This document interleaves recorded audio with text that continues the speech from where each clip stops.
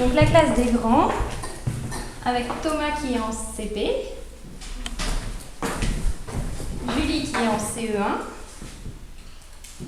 et ensuite Angéline, Flavie et Jordan, les 3 studios qui sont en CM1. Et on va de l'autre côté chez les maternelles.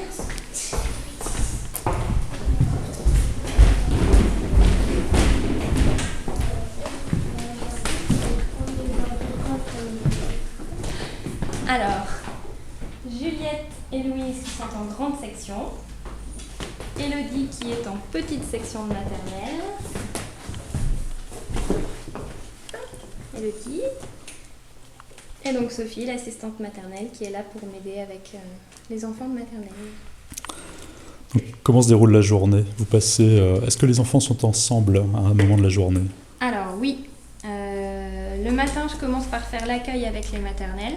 Pendant ce temps les grands sont en autonomie de l'autre côté, sous la surveillance de Sophie. Ensuite on échange à 9h30. Moi je retourne chez les grands, je finis la matinée chez les grands, Sophie finit la matinée chez les petits.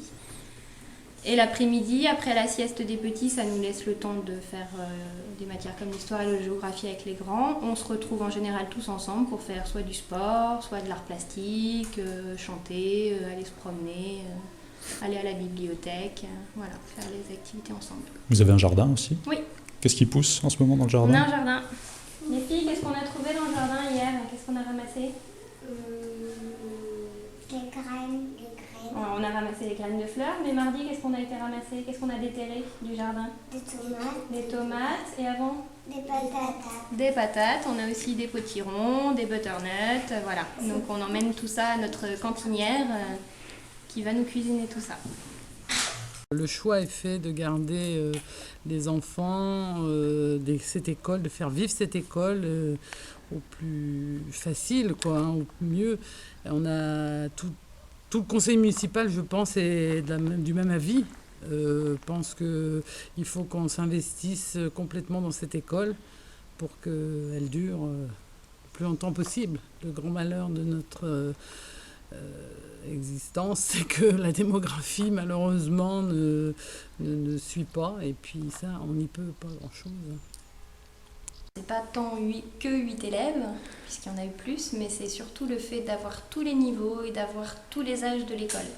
On se rend déjà beaucoup mieux compte qu'il y a des choses qu'on ne peut pas attendre des enfants parce qu'on les a depuis tout petit, on voit vraiment toutes les étapes, alors que ce soit pour l'écriture, que ce soit pour les mathématiques, on voit vraiment l'évolution. C'est aussi le plaisir d'avoir des enfants qui sont très très vite autonomes, très indépendants, qui sont capables de se débrouiller tout seuls, d'aider les plus petits, voilà. Et puis c'est l'occasion de travailler très vite, de faire plein de choses et d'avancer beaucoup plus vite puisqu'ils ne sont jamais bloqués sur un problème. Enfin, pour moi, c'est vraiment l'école. C'est l'ancienne école, mais l'école où voilà, on apprend plein de choses tous ensemble.